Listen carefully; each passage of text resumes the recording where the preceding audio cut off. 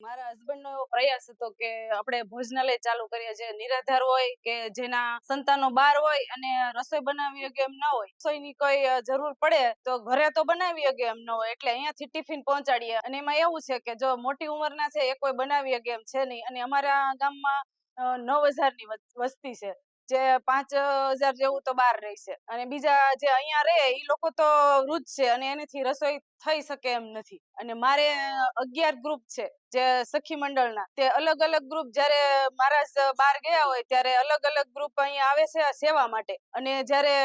સામેથી જ ફોન કરે છે. બહેનોનો મારે પૂરો સાથ અને સપોર્ટ છે. બહાર જે દાતાઓ છે, સુરત, અમદાવાદ, વડોદરા, જે લોકો, એ લોકોનો પણ પૂરો સપોર્ટ છે અમને લોકોને, અને એ લોકો પણ ત્યાંથી દાન કરી અને દાતાઓ જે વસ્તુઓ મોકલાવે છે, જે અહીંયા જરૂરિયાત વસ્તુઓ હોય એ બધી પૂરી પાડે છે.